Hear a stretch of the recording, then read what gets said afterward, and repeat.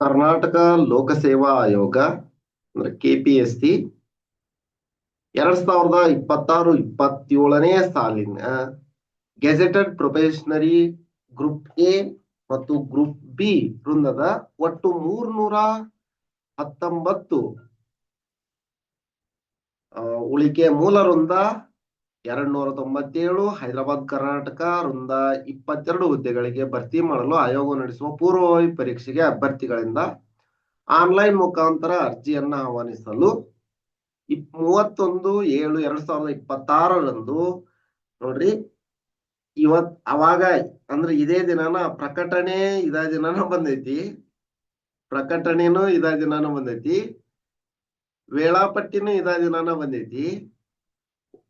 ವೇಳಾಪಟ್ಟಿ ಅಧಿಸೂಚನೆನೂ ಇದೇ ದಿನಾನ ಬಂದೈತಿ. ಎಲ್ಲವೂ ಒಂದೇ ದಿನಾನ ಬಿಟ್ರ ಅಂದ್ರ ಇಲ್ಲ ನೋಡ್ರಿ, ಇದೇ ದಿನ ಎಲ್ಲವೂ ಇದೇ ದಿನಾನ ಬಂದೈತಿ. ಈ ಹಿಂದೆ ಎಕ್ಸಾಮ್ ನಡೆದಿತ್ತು. ಯಾವಾಗ ಈ ಹಿಂದಿನ ಎಕ್ಸಾಮ್ ನಲ್ಲಿ 384 ಪೋಸ್ಟ್ಗೆ ನಡೆದಿತ್ತು. ಅಲ್ಲೇ ಕನ್ನಡ ಭಾಷೆಯ ಭಾಷಾಂತರದಲ್ಲಿ ಗೊಂದಲ ಉದ್ಭವಿಸಿತ್ತು. ಹಾಗಾಗಿ 3 ಸರಿ ಎಕ್ಸಾಮ್ ಅನ್ನ ನಡೆಸಿದ್ರು. 3 ಸರಿ ಎಕ್ಸಾಮ್ ಅನ್ನು ನಡೆಸಿದ್ರು.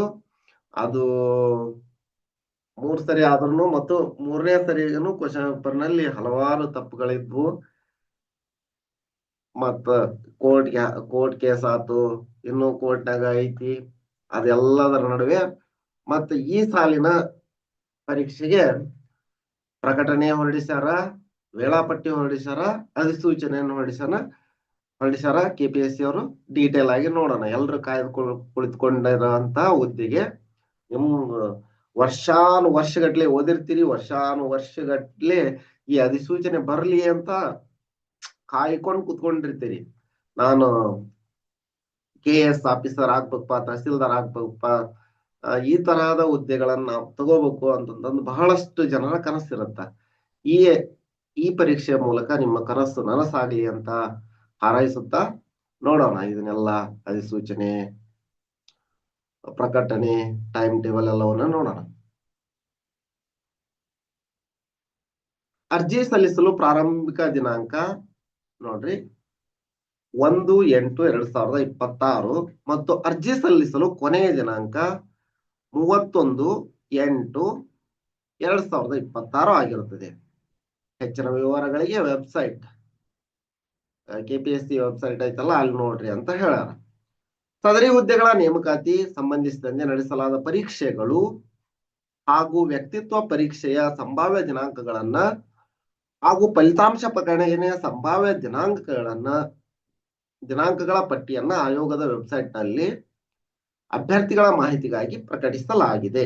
ಓಕೆ, ಇಲ್ಲಿ ಪ್ರಕಟಿಸ್ಯಾರ, ಇದೆ ಪ್ರಕಟಣೆ. ನೇಮಕ ಸಂಭಾವ್ಯ ವೇಳಾಪಟ್ಟಿ ಅಂತ ಹೇಳಿದ್ರಲ್ಲ, ಅಲ್ಲೇ ಮೊದಲು ಪ್ರಕಟಣೆ ಅದನ್ನ ಬಿಟ್ಟು ಆನಂತರ ಇದನ್ನ ಬಿಟ್ರ. ಪರೀಕ್ಷೆ ಹೆಸರು ಗೆಜೆಟೆಡ್ ಪ್ರೊಬೇಷನರಿ ಪೂರ್ವಭಾವಿ ಪರೀಕ್ಷೆ 2026-27, 319 ಪೋಸ್ಟ್ಗಳು. ಹುದ್ದೆಗಳ ಸಂಖ್ಯೆ 319. ಅದರಲ್ಲಿ 297 ಉಳಿಕೆ ಮೂಲ ವೃಂದದ್ದು ಹೈದರಾಬಾದ್ ಕರ್ನಾಟಕದ 22. ಈ ತರ ಕೊಟ್ರ. ಅಧಿಸೂಚನೆಯ ದಿನಾಂಕ, ಅರ್ಜಿ ಸಲ್ಲಿಸಲು ಪ್ರಾರಂಭದ ದಿನಾಂಕ ಯಾವಾಗ 31/8/2026 ಅಂತ ಹೇಳ್ಯಾರ. ಅಂದ್ರ 1/8/2026 ಅರ್ಜಿ ಸಲ್ಲಿಸಲು ಪ್ರಾರಂಭ ಆಗತ್ತ. ಅರ್ಜಿ ಸಲ್ಲಿಸಲು ಕೊನೆಯ ದಿನಾಂಕ 31/8/2026. ಪರೀಕ್ಷೆ ವ್ಯಕ್ತಿತ್ವ ಪರೀಕ್ಷೆ ದಿನಾಂಕಗಳು. ಈಗ ಪೂರ್ವಭಾವಿ ಪರೀಕ್ಷೆ ಯಾವಾಗ ನಡೆಯುತ್ತ ಅಂದ್ರ 15/11/2026 ನವೆಂಬರ್ ತಿಂಗಳಲ್ಲಿ ನಡೆಯುತ್ತ. ಪರೀಕ್ಷೆ ಅವಧಿ 1 ದಿನ ಇರುತ್ತ. ಈ ಪೂರ್ವಭಾವಿ ಪರೀಕ್ಷೆಯ ಫಲಿತಾಂಶವನ್ನ 15/12/2026 ಅಂದ್ರೆ 1 ತಿಂಗಳ ಒಳಗ ಬಿಡ್ತೀವಿ ಅಂತ ಹೇಳ್ಯಾರ. ಗೆಜೆಟೆಡ್ ಪ್ರೊಬೇಷನರಿ ಮುಖ್ಯ ಪರೀಕ್ಷೆ ಯಾವಾಗ ಅಂದ್ರ 21/12/2026 22/12/2026 ಅಂದ್ರ ಅಧಿಸೂಚನೆ ಅರ್ಜಿ ಸಲ್ಲಿಸಲು ಪ್ರಾರಂಭ ದಿನಾಂಕ. ಅಧಿಸೂಚನೆ ಅರ್ಜಿ ಸಲ್ಲಿಸಲು ಪ್ರಾರಂಭದ ದಿನಾಂಕ ಆವಾಗ. ಅರ್ಜಿ ಸಲ್ಲಿಸಲು ಕೊನೆಯ ದಿನಾಂಕ 1/11/2027. ಇವಾಗ ಅರ್ಜಿ ಸಲ್ಲಿಸ್ತೀರಿ 21ನೇ ತಾರೀಕಿಗೆ, ಕೊನೆಯ ದಿನಾಂಕ 11. ಓಕೆ, 11 ಒಂದನೇ ತಿಂಗಳ 2027. ಪರೀಕ್ಷೆಗಳು ಯಾವಾಗಿರ್ತಾವ? ಮುಖ್ಯ ಪರೀಕ್ಷೆ ದಿನಾಂಕ 12/2/2027 18/2/2027. 4 ದಿನಗಳು ನಡಿತೈತಿ. ಫಲಿತಾಂಶ ಯಾವಾಗ ಬರುತ್ತಂದ್ರ ಏಪ್ರಿಲ್ನೊಳಗೆ ಬರುತ್ತದ. 27/4/2027 ಫಲಿತಾಂಶ ಬಿಡ್ತೀವಿ ಅಂತ ಹೇಳಾರ. ಅಂದ್ರೆ ಇದು ಟೆಂಟೇಟಿವ್ ಟೈಮ್ ಟೇಬಲ್. ಇದ್ರೊಳಗೆ ಬದಲಾವಣೆಗಳು ಆಗಬಹುದು, ಸ್ವಲ್ಪ ಬದಲಾವಣೆಗಳಾಗಬಹುದು. ನೆಕ್ಸ್ಟ್, ವ್ಯಕ್ತಿತ್ವ ಪರೀಕ್ಷೆ. ವ್ಯಕ್ತಿತ್ವ ಪರೀಕ್ಷೆ ದಿನಾಂಕ ಯಾವಾಗ? 10/5/2027 31/5/2027 ಫಲಿತಾಂಶ 5/6/2027. ತಾತ್ಕಾಲಿಕ ಆಯ್ಕೆ ಪಟ್ಟಿ ಪ್ರಕಟಿಸುವ ದಿನಾಂಕ ಹೇಳಾರ. ಜೂನ್ ತಿಂಗಳದೊಳಗೆ ಎಲ್ಲಾ ಮುಗಿತೈತಿ ಪ್ರೊಸೆಸ್ ಅಂತ ಹೇಳಾರ. ಇದನ್ನ ಕರ್ನಾಟಕ ಲೋಕಸೇವಾ ಆಯೋಗ ಬಿಟ್ಟಿರುವ ವೇಳಾಪಟ್ಟಿ ಇದೆ. ಈಗ ಇನ್ನು ಅಧಿಸೂಚನೆಯನ್ನ ನೋಡ್ಬಿಡೋಣ. ಏನೇನ್ ಬೇಕು ನಿಮ್ಗೆ, ಡಾಕ್ಯುಮೆಂಟ್ಸ್ ಏನ್ ಬೇಕು, ಅರ್ಹತೆ ಏನಿರ್ಬೇಕು, ಸಿಲೆಬಸ್ ಏನಿರುತ್ತ, ಕ್ವಶನ್ ಪೇಪರ್ ಏನಿರುತ್ತ, ಎಲ್ಲವನ್ನ ಕ್ವಶನ್ ಪೇಪರ್ ಅಂದ್ರೆ ಕ್ವಶನ್ ಪೇಪರ್ ನ ಡಿಸ್ಕಷನ್ ಅಲ್ಲ, ಕ್ವಶನ್ ಪೇಪರ್ ಯಾವ ಫಾರ್ಮೆಟ್ ನಲ್ಲಿ ಇರುತ್ತ ಎಲ್ಲವನ್ನ ನೋಡೋಣ. ಅಧಿಸೂಚನೆ ಕರ್ನಾಟಕ ಗೆಜೆಟೆಡ್ ಪ್ರೊಬೇಷನರಿ ಸ್ಪರ್ಧಾತ್ಮಕ ಪರೀಕ್ಷೆಗಳ ಮೂಲ ನೇಮಕಾತಿ ನಿಯಮಗಳು 1997 ಹಾಗೂ ಕಾಲಕಾಲಕ್ಕೆ ತಿದ್ದುಪಡಿಯಾದ ನಿಯಮಗಳ ಅಡಿಯಲ್ಲಿ ಗೆಜೆಟೆಡ್ ಪ್ರೊಬೇಷನರ್ 2026-27ನೇ ಸಾಲಿನ ಹುದ್ದೆಗಳನ್ನ ಭರ್ತಿ ಮಾಡಲು ಆಯೋಗವು ನಡೆಸುವ ಪೂರ್ವಭಾವಿ ಪರೀಕ್ಷೆಗೆ ಅರ್ಹ ಅಭ್ಯರ್ಥಿಗಳಿಂದ ಆನ್ಲೈನ್ ಮೂಲಕ ಅರ್ಜಿಗಳನ್ನ ಆಹ್ವಾನಿಸಿದೆ. ಹೌದು, ಇದು ಹುದ್ದೆಯ ವಿವರಗಳು. ಇಲ್ಲಿ ಹುದ್ದೆಗಳ ವಿವರಗಳನ್ನು ಕೊಟ್ಟರ ಒಟ್ಟು 297, 22 ಹೈದರಾಬಾದ್ ಕರ್ನಾಟಕ 319 ಹುದ್ದೆಗಳು, 319 ಹುದ್ದೆಗಳಿಗೆ. ಆಯ್ಕೆಗೆ ನಿಗದಿಪಡಿಸಿರುವ ಕಾಲಮಿತಿ. ಅರ್ಜಿ ಸಲ್ಲಿಸಲು 1/8/2026 ಅರ್ಜಿ ಸಲ್ಲಿಸಲು ಪ್ರಾರಂಭ ದಿನಾಂಕ. ಅರ್ಜಿ ಸಲ್ಲಿಸಲು ಕೊನೆಯ ದಿನಾಂಕ 31/8/2026. ಪೂರ್ವಭಾವಿ ಪರೀಕ್ಷೆ ತಾತ್ಕಾಲಿಕ. ಇದು ವೇರಿಯೇಷನ್ ಆಗ್ಬಹುದು, ಹಿಂದ ಹಾಕ್ಬಹುದು. ಯಾರ ಅಬ್ಜೆಕ್ಷನ್ ಹಾಕಿದ್ರೆ ಹಿಂದಾಗುತ್ತ, ಅಥವಾ ಪೂರ್ವದಲ್ಲಿ ಆಗಲ್ಲ, ಸ್ವಲ್ಪ ಮುಂದೂಡ್ಬಹುದು. ಒಂದೊಂದ್ಸರಿ ಪ್ರೀಫೋನ್ ಮಾಡ್ಬಿಡ್ತಾರ, ಪೋಸ್ಟ್ಪೋನ್ ಮಾಡೋದು ಒಂದೊಂದ್ಸರಿ ಮಾಡ್ತಾರ. ಬಹಳಷ್ಟು ಸಂದರ್ಭಗಳಲ್ಲಿ ಪೋಸ್ಟ್ಪೋನ್ ಆಗಿರ್ತಾವ. ಯಾವಾಗ? 15 ನವೆಂಬರ್ 2026 ಪೂರ್ವಭಾವಿ ಪರೀಕ್ಷೆ ಅಂತ ಹೇಳಾರ. ಸದರಿ ಹುದ್ದೆಗಳ ನೇಮಕಾತಿಗೆ ಸಂಬಂಧಿಸಿದಂತೆ ನಡೆಸಲಾಗುವ ಪರೀಕ್ಷೆಗಳು ಹಾಗೂ ವ್ಯಕ್ತಿತ್ವ ಪರೀಕ್ಷೆಗಳು ಸಂಭಾವ್ಯ ದಿನಾಂಕಗಳು ಹಾಗೂ ಫಲಿತಾಂಶ ಪ್ರಕಟಣೆಯ ಸಂಭಾವ್ಯ ದಿನಾಂಕಗಳ ಪಟ್ಟಿಯನ್ನ ಆಯೋಗದ ವೆಬ್ಸೈಟ್ ನಲ್ಲಿ ಅಭ್ಯರ್ಥಿಗಳ ಮಾಹಿತಿಗಾಗಿ ಪ್ರಕಟಿಸಲಾಗಿದೆ. ನೋಡಿದ್ವಿ, ಈಗ ಇದೆ ವೇಳಾಪಟ್ಟಿ, ಟೆಂಟೇಟಿವ್ ಟೈಮ್ ಟೇಬಲ್ ಇದೆ. ಅರ್ಜಿ ಸಲ್ಲಿಸುವ ಸಂದರ್ಭದಲ್ಲಿ ತೊಂದರೆ ಎದುರಾದಲ್ಲಿ ಕೆಳಕಂಡ ಹೆಲ್ಪ್ ಲೈನ್ ನಂಬರ್ ಅನ್ನು ಸಂಪರ್ಕಿಸಲು ಕೋರಿದ್ದಾರೆ. ಇದು ಹೆಲ್ಪ್ ಲೈನ್ ನಂಬರ್. ಅಭ್ಯರ್ಥಿಗಳು ಕೊನೆಯ ದಿನಾಂಕದವರೆಗೂ ಕಾಯದೆ ಮುಂಚಿತವಾಗಿ ನಿಗದಿತ ಅವಧಿಯಲ್ಲಿ ಅರ್ಜಿಯನ್ನ ಸಲ್ಲಿಸತಕ್ಕದ್ದು. ಕೊನೆಯ ಗಳಿಗೆಯಲ್ಲಿ ಅರ್ಜಿ ಸಲ್ಲಿಸಲು ಹಾಗೂ ಶುಲ್ಕ ಪಾವತಿಸಲು ತಾಂತ್ರಿಕ ದೋಷ ಅಥವಾ ತೊಂದರೆ ಉಂಟಾದಲ್ಲಿ ಆಯೋಗವು ಜವಾಬ್ದಾರಿಯಾಗಿರುವುದಿಲ್ಲ ಅಂತ ಹೇಳ. ನೆಕ್ಸ್ಟ್, ವಿಶೇಷ ಸೂಚನೆ ಏನಂತ ನೋಡ್ರಿ. ಅಭ್ಯರ್ಥಿಗಳು ಅರ್ಜಿಯನ್ನ ಭರ್ತಿ ಮಾಡುವ ಮೊದಲು ಎಲ್ಲಾ ವಿವರಗಳನ್ನ ಓದಿ ಅರ್ಥೈಸಿಕೊಂಡು ಅನಂತರವೇ ತಮಗೆ ಅನ್ವಯವಾಗುವ ವಿವರಗಳನ್ನ ಭರ್ತಿ ಮಾಡತಕ್ಕದ್ದು. ಒಮ್ಮೆ ಅರ್ಜಿ ಸಲ್ಲಿಸಿದ ನಂತರ ಅರ್ಜಿಯಲ್ಲಿ ವಿವರಗಳನ್ನ ತಿದ್ದುಪಡಿ ಅಥವಾ ಸೇರ್ಪಡೆ ಮಾಡುವಂತೆ ನೀಡುವ ಯಾವುದೇ ಮನವಿಗಳನ್ನ ಪುರಸ್ಕರಿಸಲಾಗುವುದಿಲ್ಲ. ಯಾವ ತರ ಅಂದ್ರ SCA ಇತ್ತು, SCA ಹಾಕ್ಬೇಕು. SCA ಒಂದು, SEC ಹಾಕಿದ, ನಾನ್ ತಪ್ಪಾಕಿನಿ ಅದನ್ನ ಸರಿ ಮಾಡ್ರಿ ಅಂತಂತ ಅವ್ನು ಸರಿ ಮಾಡ್ಕೋಬೇಕಾಗಿತ್ತು, ತಿದ್ದುಪಡಿ ಮಾಡ್ಬೇಕಾಗಿತ್ತು ಅಂತಂತಂದ್ರ ನಿಮ್ಗ ಅವಕಾಶ ಕೊಟ್ಟಿರ್ತಾರ, ಅವಾಗ ತಿದ್ದುಪಡಿ ಮಾಡ್ಕೊಂಡ್ರ ಓಕೆ, ಇನ್ನೊಂದ್ಸರಿ ಮನವಿ ಸಲ್ಲಿಸಿದ್ರ ತಿರಸ್ಕರಿಸ್ತಾರ ಅಂತ ಹೇಳ್ದಂಗ. ಅಭ್ಯರ್ಥಿಗಳು ವಯೋಮಿತಿ, ವಿದ್ಯಾರ್ಹತೆ ಸಂಬಂಧಿಸಿದ ಪ್ರಮಾಣ ಪತ್ರಗಳನ್ನ ಹಾಗೂ ಅರ್ಜಿಯಲ್ಲಿ ಕೋರಿರುವ ಎಲ್ಲಾ ಮೀಸಲಾತಿ ಪ್ರಮಾಣ ಪತ್ರ ಅಥವಾ ಇತರೆ ಪ್ರಮಾಣ ಪತ್ರಗಳನ್ನ ಪೂರ್ವಭಾವಿ ಪರೀಕ್ಷೆಗೆ ಅರ್ಜಿ ಸಲ್ಲಿಸಲು ನಿಗದಿಪಡಿಸಿದ ಕೊನೆಯ ದಿನಾಂಕದಂದು ಚಾಲ್ತಿಯಲ್ಲಿರುವಂತೆ ಈ ಅಧಿಸೂಚನೆಯ ಅನುಬಂಧ 2ರಲ್ಲಿ ಸೂಚಿಸಿರುವ ನಮೂನೆಗಳಲ್ಲಿಯೇ ಕಡ್ಡಾಯವಾಗಿ ತಮ್ಮ ಹೆಸರಿನಲ್ಲಿಯೇ ಪಡೆದಿಟ್ಟುಕೊಂಡು ಸದರಿ ದಾಖಲೆಗಳನ್ನ ಅರ್ಜಿ ಸಲ್ಲಿಸುವಾಗ ಅಪ್ಲೋಡ್ ಮಾಡತಕ್ಕದ್ದು. ದಾಖಲೆಗಳು ಸ್ಪಷ್ಟವಾಗಿರಬೇಕು. ತಪ್ಪಿದ್ದಲ್ಲಿ ಅವರ ಮೀಸಲಾತಿಗೆ ಅಥವಾ ಅಭ್ಯರ್ಥತ್ವವನ್ನ ತಿರಸ್ಕರಿಸಲಾಗುವುದು. ಅವೆಲ್ಲ ಸ್ಪಷ್ಟವಾಗಿರ್ಬೇಕು ದಾಖಲೆಗಳು ಅಂತ ಹೇಳಾರ. ನೀಟಾಗಿ ಫೋಟೋ ಹೊಡೆದು ಅಪ್ಲೋಡ್ ಮಾಡ್ರಿ. ಅರ್ಜಿ ಸಲ್ಲಿಸುವ ಸಮಯದಲ್ಲಿ ಮೀಸಲಾತಿಯನ್ನು ಕೋರದೆ, ನೋಡ್ರಿ, ಅರ್ಜಿ ಸಲ್ಲಿಸುವ ಸಂದರ್ಭದಲ್ಲಿ ಮೀಸಲಾತಿಯನ್ನ ಕೋರದೆ ತದನಂತರದಲ್ಲಿ ಮೀಸಲಾತಿಯನ್ನ ಪರಿಗಣಿಸುವಂತೆ ಕೋರಿ ಸಲ್ಲಿಸುವ ಮನವಿ ಅಥವಾ ದಾಖಲೆಗಳನ್ನ ಪರಿಗಣಿಸಲಾಗುವುದಿಲ್ಲ. ನೀವೇನೇನು ಮೀಸಲಾತಿ ಕೋರ್ಬೇಕು ಅನ್ಕೊಂಡಿರ್ತೀರಿ ಅದನ್ನ ಮೊದಲಿಗೆ ನನಗೆ ಈ ಮೀಸಲಾತಿ ಬೇಕು ಅಂತ ಹೇಳ್ಕೊಂಡ್ಬಿಡ್ಬೇಕು. ಅಭ್ಯರ್ಥಿಗಳು ಅರ್ಜಿ ಸಲ್ಲಿಸುವ ಸಂದರ್ಭದಲ್ಲಿ ವಿಳಾಸ, ಪ್ರವರ್ಗ, ತಂದೆ ತಾಯಿ ಹೆಸರು, ವಿದ್ಯಾರ್ಹತೆ ಮುಂತಾದ ವಿಷಯಗಳನ್ನ ತಪ್ಪಾಗಿ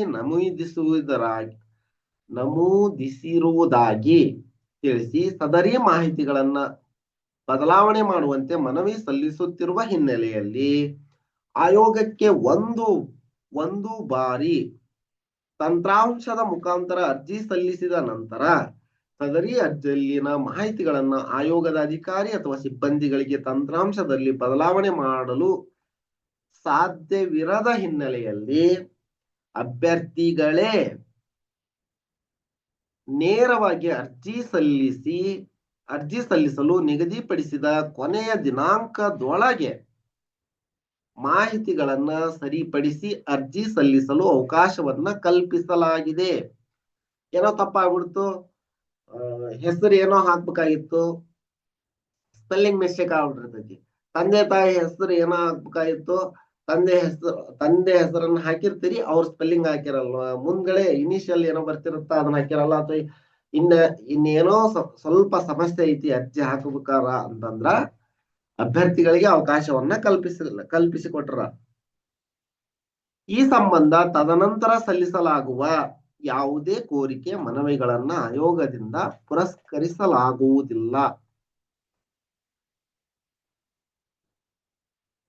ಒಂದು ವೇಳೆ ಅಭ್ಯರ್ಥಿಯ ವಿಳಾಸ ನವೀಕರಿಸಲು ಇಚ್ಛಿಸಿದ್ದಲ್ಲಿ ಸದರಿ ಅಭ್ಯರ್ಥಿಯು ಆಯೋಗದ ಕೇಂದ್ರ ಕಚೇರಿಗೆ ಅರ್ಜಿ ಪ್ರಿವ್ಯೂ, ಪ್ರವೇಶ ಪತ್ರದ ಪ್ರತಿ, ನೀವು ಅರ್ಜಿ ಸಲ್ಲಿಸಿರ್ತೀರಲ್ಲ ಅದು, ಪ್ರವೇಶ ಪತ್ರದ ಪ್ರತಿ, ಆಧಾರ್ ಕಾರ್ಡ್ ನಂತಹ ಪೂರಕ ದಾಖಲೆಗಳೊಂದಿಗೆ ಖುದ್ದಾಗಿ ಹಾಜರಾಗಿ, ಫೋನ್ ಮಾಡಿ ಸರಿಪಡಿಸ್ರಿ ಅಂತ ಅಲ್ಲದು, ಖುದ್ದಾಗಿ ವ್ಯಕ್ತಿ ಡೈರೆಕ್ಟ್ ಆಗಿ ಹೋಗ್ಬೇಕು, ಹಾಜರಾಗಿ ಮುಚ್ಚಳಿಕೆ ಪತ್ರವನ್ನ ಸಲ್ಲಿಸತಕ್ಕದ್ದು.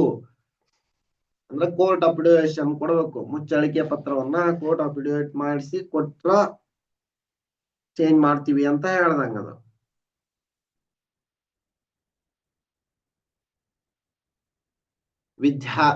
ಅರ್ಜಿಗಳನ್ನ ಆನ್ಲೈನ್ ಮೂಲಕವೇ ಭರ್ತಿ ಮಾಡಿ ಭಾವಚಿತ್ರ, ಸಹಿ, ವಯೋಮಿತಿ, ವಿದ್ಯಾರ್ಹತೆ ಹಾಗೂ ಕೋರಿದ ಮೀಸಲಾತಿಗೆ ಸಂಬಂಧಿಸಿದ ಎಲ್ಲಾ ದಾಖಲೆಗಳನ್ನ ಅಪ್ಲೋಡ್ ಮಾಡಿದ ನಂತರ ಶುಲ್ಕವನ್ನ net banking, debit card, credit card, UPI ಮೂಲಕ ಸಂದಾಯ ಮಾಡಬಹುದಾಗಿರುತ್ತದೆ. ಶುಲ್ಕವನ್ನ ಪಾವತಿಸದ ಹಾಗೂ ದಾಖಲೆಗಳನ್ನ ಭಾವಚಿತ್ರ ಸಹಿ ಅಪ್ಲೋಡ್ ಮಾಡದೆ ಇರುವ ಅಸ್ಪಷ್ಟ ದಾಖಲೆಗಳನ್ನ ಅಪ್ಲೋಡ್ ಮಾಡಿರುವ ಅಭ್ಯರ್ಥಿಗಳ ಅರ್ಜಿಗಳನ್ನ ತಿರಸ್ಕರಿಸಲಾಗುವುದು. ಅವ್ರು ಏನೇನ್ ಮಾಹಿತಿ ಕೇಳಾರ ಕರೆಕ್ಟ್ ಆಗಿ ಹಾಕಿದ್ರ ಓಕೆ, ಇಲ್ಲ ಅಂದ್ರ ಅಪ್ಲಿಕೇಶನ್ ರಿಜೆಕ್ಟ್ ಮಾಡ್ತಾರ. ಸದರಿ ಹುದ್ದೆಗಳಿಗೆ ಆನ್ಲೈನ್ ಅರ್ಜಿಯೊಂದಿಗೆ ಸಲ್ಲಿಸುವ ಲಗತ್ತುಗಳನ್ನ ಅವಶ್ಯಕ ಸಂದರ್ಭಗಳಲ್ಲಿ ಆಯೋಗವು ಪರಿಶೀಲನೆಗೆ ಒಳಪಡಿಸಬಹುದಾಗಿರುತ್ತದೆ. ವಾವ್. ಆದ್ದರಿಂದ ಅಭ್ಯರ್ಥಿಗಳು ಜಾಗರೂಕತೆಯಿಂದ ತಮಗೆ ಅನ್ವಯಿಸುವ ಎಲ್ಲಾ ದಾಖಲೆಗಳನ್ನ ಸ್ಪಷ್ಟವಾಗಿ ಗೋಚರಿಸುವ ರೀತಿಯಲ್ಲಿ ಅಪ್ಲೋಡ್ ಮಾಡತಕ್ಕದ್ದು. ಮೂಲ ದಾಖಲೆಗಳ ಪರಿಶೀಲನೆಯ ಸಂದರ್ಭದಲ್ಲಿ ಈಗಾಗಲೇ ಆನ್ಲೈನ್ ಅರ್ಜಿಯೊಂದಿಗೆ ಅಪ್ಲೋಡ್ ಮಾಡಿರುವ ಪ್ರಮಾಣ ಪತ್ರಗಳ ಮೂಲ ಪ್ರತಿಗಳನ್ನ ತಪ್ಪದೆ ಹಾಜರುಪಡಿಸತಕ್ಕದ್ದು. ನೋಡ್ರಿ, ನೀವೀಗ ಏನೇನ್ ಅಪ್ಲೋಡ್ ಮಾಡಿರ್ತೀರಿ ಅದರ ಹಾರ್ಡ್ ಕಾಪಿಯನ್ನ ಪರಿಶೀಲನೆ ವೆರಿಫಿಕೇಶನ್ ನಲ್ಲಿ ಹಾಜರುಪಡಿಸ್ಬೇಕು. ಅವನ್ನೆಲ್ಲ ಕರೆಕ್ಟ್ ಆಗಿ ಇಟ್ಕೊಡ್ರಿ. ಇವನ್ ಅಪ್ಲಿಕೇಶನ್ ಫಾರ್ಮ್ ನಿಂದ ಎಲ್ಲ ಡಾಕ್ಯುಮೆಂಟ್ಸ್ ಒಂದೊಂದ್ಸರಿ ವೆಬ್ಸೈಟ್ ನಲ್ಲಿ ಅಪ್ಲಿಕೇಶನ್ ಫಾರ್ಮ್ ಸಿಗಲ್ಲ ಅಂತಲ್ಲ, ಸಿಗ್ತಿರತ್ತ. ಇನ್ ಕೇಸ್ ಒಂದೊಂದ್ಸರಿ ಅದು ಓಪನ್ ಆಗ್ತಿರಲ್ಲ, ನಿಮಗ ಆ ಟೈಮ್ನಾಗ ಬೇಕಾಗಿರುತ್ತ. ಹಂಗಾಗಿ ಏನೇನ್ ಅಪ್ಲಿಕೇಶನ್ ಹಾಕ್ತಿರ್ತೀರಿ, ಏನೇನ್ ದಾಖಲೆಗಳದವು, ಒಂದ್ ಕಾಪಿಯನ್ನ ಅಂದ್ರ ಒರಿಜಿನಲ್ ಕಾಪಿಯನ್ನ ನೀಟಾಗಿ ತೆಗೆದಿಟ್ಕೊಂಡಿರಿ. ಇವ್ರು ಇಷ್ಟೆಲ್ಲ ಹೇಳ್ತಾರ, ಅದನ್ನ ನೋಡ್ತೀವಿ ಇದನ್ನ ನೋಡ್ತೀವಿ. KPSC ಚೇರ್ಮನ್ ಅವರ OBC ಸರ್ಟಿಫಿಕೇಟ್ ಕೊಡ್ತಾರ ಅವ್ರ ಮಗಳ ಆಯ್ಕೆಗಾಗಿ. ಈಗ ಅದ್ರ ಆ ವ್ಯವಸ್ಥೆ ಬಗ್ಗೆ ಮಾತಾಡೋದ್ ಬೇಡ. ಇನ್ನು ಎಕ್ಸಾಮ್ ಬರೆಯೋರು ಚೆನ್ನಾಗಿ ಅಪ್ಲೈ ಮಾಡಿ, ಏನೇನ್ ಬೇಕಂತಂದಾರ ಪಾಲಿಸ್ರಿ. ಈ ಸರಿ ಏನಾದ್ರು ಬದಲಾವಣೆ, ಹೊಸ ಹುರುಪನ್ನ ಇಟ್ಕೊಂಡು ಒಳ್ಳೇದಾಗುತ್ತಾ ಅನ್ನೋ ಮನೋಭಾವದಿಂದ ಬರೆಯೋದು. ಅರ್ಜಿ ಸಲ್ಲಿಸುವ ಹಂತಗಳು ಯಾವ್ಯಾವ ಹೆಂಗ ಅರ್ಜಿ ಸಲ್ಲಿಸುವ ಅಂತ ನೋಡ್ರಿ. ಒಂದು ಬಾರಿ ನೋಂದಣಿ ಪ್ರಕ್ರಿಯೆ ಅಂದ್ರ ಒನ್ ಟೈಮ್ ರಿಜಿಸ್ಟ್ರೇಷನ್ ಮಾಡ್ಕೋಬೇಕು. ಈಗಾಗ್ಲೇ ಮಾಡಿದ್ರಿ ಅಂದ್ರ ಲಾಗಿನ್ ಆಗ್ರಿ ಅಷ್ಟೇ. ಆನ್ಲೈನ್ ಅರ್ಜಿ ಭರ್ತಿ ಮಾಡಿ ಸಲ್ಲಿಸಿದ ಮಾತ್ರಕ್ಕೆ ಅಭ್ಯರ್ಥಿಗಳು ಅಧಿಸೂಚನೆಯಲ್ಲಿನ ಎಲ್ಲಾ ಷರತ್ತುಗಳನ್ನ ಪೂರೈಸಿರುತ್ತಾರೆ ಎಂಬುದಾಗಿ ಅರ್ಥೈಸಿಕೊಳ್ಳುವಂತಿಲ್ಲ. ನಂತರದಲ್ಲಿ ಅರ್ಜಿಗಳನ್ನ ಪರಿಶೀಲನೆಗೆ ಒಳಪಡಿಸಲಾಗುವುದರಿಂದ ಯಾವುದೇ ಹಂತದಲ್ಲಿ ನ್ಯೂನತೆಗಳು ಕಂಡು ಬಂದಲ್ಲಿ ಅಂತಹ ಅಭ್ಯರ್ಥಿಗಳ ಅರ್ಜಿಯನ್ನ ತಿರಸ್ಕರಿಸಲಾಗುವುದು. ಓಕೆ, ಈ ಅರ್ಜಿ ಸಲ್ಲಿಸುವ ಪ್ರಕ್ರಿಯೆಯು ಒಂದು ಬಾರಿ ನೋಂದಣಿ ಪ್ರಕ್ರಿಯೆಯನ್ನ ಒಳಗೊಂಡಿದ್ದು ಅಭ್ಯರ್ಥಿಗಳು ನೀಡಿರುವ ಮಾಹಿತಿಯನ್ನು ಮುಂದಿನ ಎಲ್ಲಾ ಅಧಿಸೂಚನೆಗಳಿಗೂ ಪರಿಗಣಿಸಲಾಗುವುದರಿಂದ ಅಭ್ಯರ್ಥಿಗಳು ಪ್ರೊಫೈಲ್ ಕ್ರಿಯೇಷನ್, ರುಜುವಾತುಗಳು ಸ್ಪಷ್ಟ ಸೃಷ್ಟಿಸುವ ಹಂತದಲ್ಲಿ ಅಂದ್ರೆ ಒನ್ ಟೈಮ್ ರಿಜಿಸ್ಟ್ರೇಷನ್ ಮಾಡ್ತಿರಲ್ಲ ಅವಾಗ ಹಂತದಲ್ಲಿ ಅತಿ ಜಾಗರೂಕತೆಯಿಂದ ಎಲ್ಲಾ ಮಾಹಿತಿಗಳನ್ನ ಭರ್ತಿ ಮಾಡಬೇಕಾಗಿದೆ. ಅಭ್ಯರ್ಥಿಗಳು ಸೂಚನೆಗಳನ್ನ ಹಂತ ಹಂತವಾಗಿ ಓದಿಕೊಳ್ಳತಕ್ಕದ್ದು. ಎಲ್ಲಾ ಸೂಚನೆಗಳನ್ನ ಓದಿದ ನಂತರವೇ ಅರ್ಜಿಯನ್ನ ಭರ್ತಿ ಮಾಡತಕ್ಕದ್ದು. ಎಲ್ಲಾ ಹಂತಗಳನ್ನ ಓದಿ ಆ ನಂತರ ಭರ್ತಿ ಮಾಡ್ರಿ ಅಂತ. ಹಂಗ ಏನೋ ನಾನು ಅಪ್ಲಿಕೇಶನ್ ಹಾಕ್ತೀನಿ ಅಂತ ಹಾಕೋದಕ್ಕಿಂತ ಸ್ವಲ್ಪ ಮಾಹಿತಿಯನ್ನ ತಿಳ್ಕೊಂಡು ಅಪ್ಲಿಕೇಶನ್ ಹಾಕ್ರಿ. ಬಹಳಷ್ಟು ಮಾಹಿತಿ ಒಂದೇ ತರ ಇರುತ್ತ. ಈಗ ಹಿಂದ ಅಪ್ಲಿಕೇಶನ್ ಹಾಕಿರ್ತೀರಿ, ಬೇರೆ ಎಕ್ಸಾಮ್ಗೆ ಅಪ್ಲಿಕೇಶನ್ ಹಾಕಿರ್ತೀರಿ, ಒಂದೇ ತರದ್ ಇರುತ್ತ. 1-2 ಚೇಂಜಸ್ ಇರ್ತಾವ. ಆ ಚೇಂಜಸ್ ಅನ್ನ ತಿಳ್ಕೊಂಡು ಅಪ್ಲಿಕೇಶನ್ ಹಾಕ್ರಿ ಅಂತ. ಅಭ್ಯರ್ಥಿಗಳು KPSC ವೆಬ್ಸೈಟ್ ಮೂಲಕ ಮಾತ್ರ ಆನ್ಲೈನ್ ನಲ್ಲಿ ಅರ್ಜಿ ಸಲ್ಲಿಸಬೇಕು. ಇದರ ಹೊರತಾಗಿ ಯಾವುದೇ ಇತರ ಮೂಲಗಳಿಂದ ಅರ್ಜಿಗಳನ್ನ ಸ್ವೀಕರಿಸಲಾಗುವುದಿಲ್ಲ. ಹೊಸದಾಗಿ ನೋಂದಣಾ ಪ್ರಕ್ರಿಯೆಯನ್ನು ಪ್ರಾರಂಭಿಸಲು ಅರ್ಜಿದಾರರು KPSC ವೆಬ್ಸೈಟ್ ನಲ್ಲಿ kpsconline.karnataka.gov.in ಗೆ ಭೇಟಿ ನೀಡಬೇಕು ಮತ್ತು ತಮ್ಮನ್ನ ನೋಂದಾಯಿಸಿಕೊಳ್ಳಲು ನ್ಯೂ ರಿಜಿಸ್ಟ್ರೇಷನ್ ಹೊಸ ನೋಂದಣಿ ಲಿಂಕ್ ಅನ್ನ ಕ್ಲಿಕ್ ಮಾಡಬೇಕು. ಅನ್ಬೇಕಂದ್ರ ಯಾರಿಗ್ ಗೊತ್ತಾಗಲ್ಲ ಕಮೆಂಟ್ ಮಾಡಿದ್ರ ಆ ಯಾವ ತರ ಅರ್ಜಿಯನ್ನ ಸಲ್ಲಿಸಬೇಕು ಅನ್ನೋದನ್ನ ಇನ್ನೊಂದು ವಿಡಿಯೋದಲ್ಲಿ ಮಾಡಿ ಸ್ವಲ್ಪ ಮಾಹಿತಿಯನ್ನ ನೀಡ್ತೀನಿ. ಗೊತ್ತಾಗದೆ ಗೊತ್ತಾದ್ರೆ ಏನ್ ತೊಂದರೆ ಇಲ್ಲ, ಅರ್ಜಿಯನ್ನ ಸಲ್ಲಿಸಿ.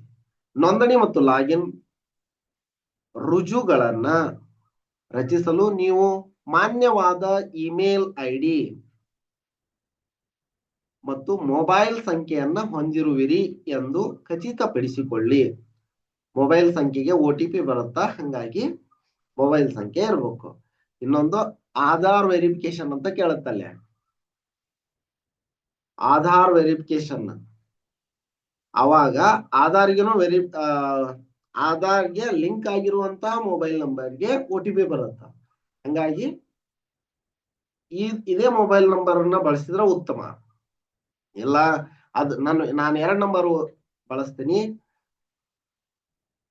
ಎಲ್ಲಾ ಕೆಲಸಗಳಿಗೂ ಬೇರೆ ನಂಬರ್ ಬಳಸ್ತೀನಿ, ಆಧಾರಿಗೆ ಬೇರೆ ನಂಬರ್ ಕೊಟ್ಟಿನಿ ಅನ್ನೋರು ನಿಮ್ಗೆ ಯಾವ್ದು 2 ಚಾಲನೆಯಲ್ಲಿ ಇದ್ವು ಅಂದ್ರೆ ಯಾವ್ದು ಬಳಸಿದ್ರು ನಡೀತೈತಿ. ಒಮ್ಮೆ ನೀವು ನೋಂದಾಯಿಸಿದ ಮತ್ತು ಲಾಗಿನ್ ರುಜುವಾತುಗಳನ್ನ ಪಡೆದ ನಂತರ ಅರ್ಜಿದಾರರ ವಿವರಗಳ ನೋಂದಣಿ ಮೇಲೆ ಕ್ಲಿಕ್ ಮಾಡುವ ಮೂಲಕ ಸಂಪೂರ್ಣ ಮಾಹಿತಿಯನ್ನ ಭರ್ತಿ ಮಾಡಲು ಮುಂದುವರಿಯಿರಿ. ಅಭ್ಯರ್ಥಿಗಳು ತಮ್ಮ ವಿವರಗಳನ್ನ ಒಮ್ಮೆ ಮಾತ್ರ ಭರ್ತಿ ಮಾಡಬೇಕಾಗುತ್ತದೆ ಮತ್ತು ಈ ವಿವರಗಳನ್ನ ಎಲ್ಲಾ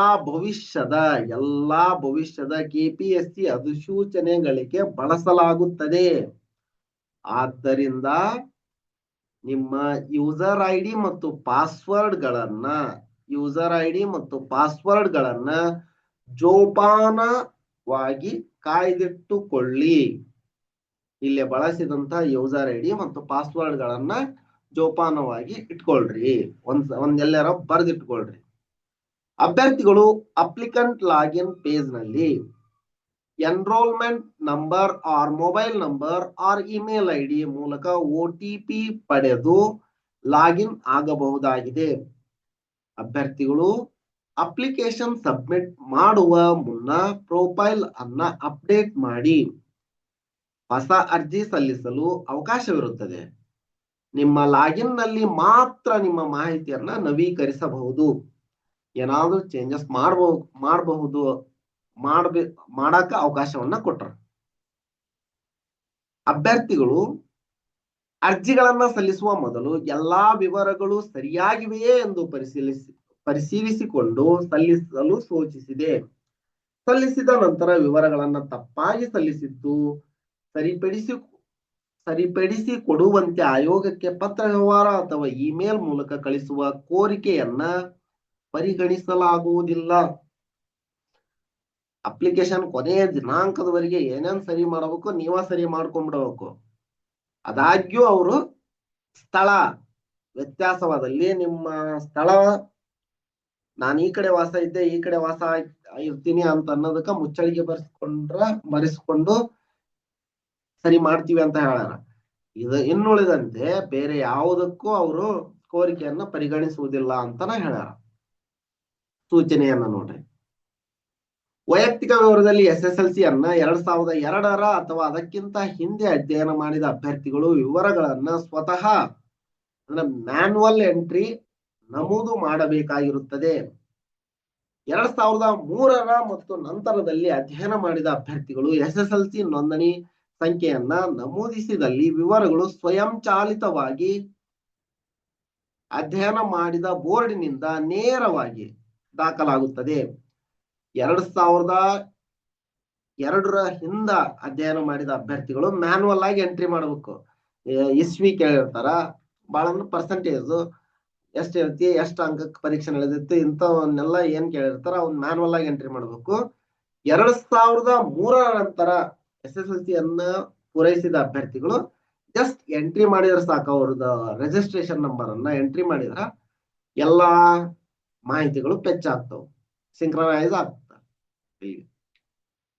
ಬೋರ್ಡ್ ನಿಂದ ನೇರವಾಗಿ ದಾಖಲಾಗುತ್ತದೆ ಅಂತ ಹೇಳಾರ. ನೆಕ್ಸ್ಟ್, ವೈಯಕ್ತಿಕ ವ್ಯವಹಾರದಲ್ಲಿ CBSE ಅಥವಾ ಅದಕ್ಕಿಂತ ಹಿಂದೆ ಹಾಗೂ ICSE ಇತರ ರಾಜ್ಯ ಸರ್ಕಾರದ 10ನೇ ತರಗತಿಯನ್ನು ಅಧ್ಯಯನ ಮಾಡಿದ ಅಭ್ಯರ್ಥಿಗಳು ವಿವರಗಳನ್ನ ಸ್ವತಃ ಮ್ಯಾನ್ಯುವಲ್ ಎಂಟ್ರಿ ನಮೂದು ಮಾಡಬೇಕಾಗಿರುತ್ತದೆ. ಯಾವಾಗ 2003ರ ಹಿಂದೆ ಅಧ್ಯಯನ ಮಾಡಿದವರು. ಇನ್ನ 2004 ಮತ್ತು ನಂತರದಲ್ಲಿ ಅಧ್ಯಯನ ಮಾಡಿದ ಅಭ್ಯರ್ಥಿಗಳು ಸಿಬಿಎಸ್ಇ ನೋಂದಣಿ ಸಂಖ್ಯೆಯನ್ನ ನಮೂದಿಸಿದಲ್ಲಿ ವಿವರಗಳು ಸ್ವಯಂ ಚಾಲಿತವಾಗಿ ಅಧ್ಯಯನ ಮಾಡಿದ ಬೋರ್ಡ್ನಿಂದ ನೇರವಾಗಿ ದಾಖಲಾಗುತ್ತದೆ. ಇದು PUC. ಇದನ್ನು 2007ರ ನಂತರ 2000 ಮೊದಲಿಗೆ ಅಧ್ಯಯನ ಮಾಡಿದವರು ಮ್ಯಾನ್ಯುವಲಿ ಎಂಟ್ರಿ ಮಾಡಬೇಕು. 2007ರ ನಂತರ ಅಭ್ಯಾಸ ಮಾಡದಲ್ಲಿ ತಾನೇ ಸ್ವತಃ ವಿವರಗಳು ನಮೂದಾಗುತ್ತವೆ ಅಂತ ಹೇಳ. ನೆಕ್ಸ್ಟ್ ಗುರುತಿನ, ಇಲ್ಲಿ ಸ್ವಲ್ಪ ಮಿಸ್ಟೇಕ್ ಆಗೈತೆ ಅನ್ಸುತ್ತ. ಗುರುತಿನ ಕಲ್ವಾದ ನೋಡ್ರಿ ಆಗಿರತ್ತ ಒಂದೊಂದ. ಗುರುತಿನ ಪುರಾವೆ ವಿವರದಲ್ಲಿ ಆಧಾರ್, ಕುಟುಂಬ ID, ರೇಷನ್ ಕಾರ್ಡ್ ನ ಸಂಖ್ಯೆಗಳನ್ನ ನಮೂದಿಸಿದಲ್ಲಿ ನಿಮ್ಮ ಕಾಯಂ ವಿಳಾಸದ ಮಾಹಿತಿಯನ್ನ ಸ್ವಯಂಚಾಲಿತವಾಗಿ ಪಡೆಯಲಾಗುವುದು. ಗುರುತಿನ ಪುರಾವೆಯಲ್ಲಿ ಅಥವಾ ವಿವರದಲ್ಲಿ ಆಧಾರ್, ಕುಟುಂಬ ID, ರೇಷನ್ ಕಾರ್ಡ್ ಸಂಖ್ಯೆಗಳನ್ನು ನಮೂದಿಸಿದಲ್ಲಿ ನಿಮ್ಮ ಕಾಯಂ ವಿಳಾಸದ ಮಾಹಿತಿಯನ್ನು ಸ್ವಯಂಚಾಲಿತವಾಗಿ ಪಡೆಯಲಾಗುವುದು.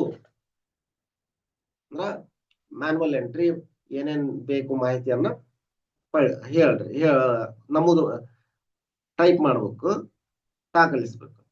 ನಿಮ್ಮ ಅರ್ಜಿದಾರರ ವಿವರ ಪುಟದಲ್ಲಿ ಅಗತ್ಯವಿರುವ ಎಲ್ಲಾ ಮಾಹಿತಿಯನ್ನ ಎಚ್ಚರಿಕೆಯಿಂದ ಒದಗಿಸಿ ಮತ್ತು ಸೇವ್ ಅಂದ್ರೆ ಉಳಿಸು ಬಟನ್ ಅನ್ನ ಬಳಸಿಕೊಂಡು ಅದನ್ನ ಉಳಿಸಲು ಖಚಿತಪಡಿಸಿಕೊಳ್ಳಿ. ಲಾಸ್ಟ್ಗೆ ಸೇವ್ ಬಟನ್ ಹಾಕ್ಬೇಕು. ಸೇವ್ ಮಾಡಿ ಆನಂತರ ಸಬ್ಮಿಟ್ ಕೊಡ್ಬೇಕು. ಮೀಸಲಾತಿ ವಿವರದಲ್ಲಿ ನೀವು ಮೀಸಲಾತಿಯನ್ನ ಪಡೆಯಲು ಇಚ್ಛಿಸಿದ್ದಲ್ಲಿ ನಿಮ್ಮ ಮೀಸಲಾತಿ ಅಥವಾ HA ಮೀಸಲಾತಿ ಪ್ರಮಾಣ ಪತ್ರದ RD ಸಂಖ್ಯೆಯನ್ನ ನಮೂದಿಸಿದ್ದಲ್ಲಿ KPI ಮೂಲಕ ವಿವರಗಳನ್ನ ಸ್ವಯಂ ಚಾಲಿತವಾಗಿ ಪಡೆಯಲಾಗುವುದು. ಅಥವಾ ಸ್ವತಃ ಅಭ್ಯರ್ಥಿಗಳು ಮ್ಯಾನ್ಯುವಲ್ ಎಂಟ್ರಿ ವಿವರಗಳನ್ನ ದಾಖಲಿಸಲು ಅವಕಾಶ ನೀಡಲಾಗಿರುತ್ತದೆ. ನೀವ ನೀಡ್ತೀರಿ ಅಂದ್ರ ನೀವ ನೀಡ್ರಿ ಅಂತಾನೆ ಹೇಳ್ಯಾರ. ನೀವು ಇತ್ತೀಚಿನ ಪಾಸ್ಪೋರ್ಟ್ ಗಾತ್ರದ ಛಾಯಾಚಿತ್ರ ಮತ್ತು ಸಹಿ ಅಪ್ಲೋಡ್ ಮಾಡಬೇಕಾಗಿರುತ್ತದೆ. ಛಾಯಾಚಿತ್ರವು 200 KB ಮೀರಬಾರದು. ಫೋಟೋ 200 KB ಮೀರಬಾರದು. ಮತ್ತು ಸಹಿ 70 KB ಒಳಗೆ ಇರಬೇಕು. ಸೈನ್ 70 KB ಇರಬೇಕಂತ ಹೇಳಾರ. ಗಮನಿಸಿ, ಕೇವಲ ಸಹಿ ಮತ್ತು ಛಾಯಾಚಿತ್ರವನ್ನ JPG JPG ಸ್ವರೂಪದಲ್ಲಿ ಅಪ್ಲೋಡ್ ಮಾಡಬೇಕು. ಅಂದ್ರೆ ಮೊಬೈಲ್ನಾಗಾದ್ರೆ ಇದು JPEG ಅಂತ ಬರುತ್ತಾ, ಕಂಪ್ಯೂಟರ್ ನಲ್ಲಿ JPG ಅಂತ ಬರುತ್ತಾ ಅನ್ಸುತ್ತ. ಅದನ್ನ JPG ಫಾರ್ಮೆಟ್ ನಲ್ಲಿ ಇರೋದನ್ನ ಖಚಿತಪಡಿಸಿಕೊಂಡು ಅಪ್ಲೋಡ್ ಮಾಡ್ರಿ ಅಂತ ಹೇಳಾರ. ಏನು, ಫೋಟೋ ಮತ್ತು ಸೈನ್ ಅನ್ನ ಮಾತ್ರ. ಉಳಿದಿದ್ದು PDF ನೊಳಗೆ ಇರ್ಲಿ ಅಂತ ಹೇಳ್ದಂಗ ನಾವು. ಸೈನ್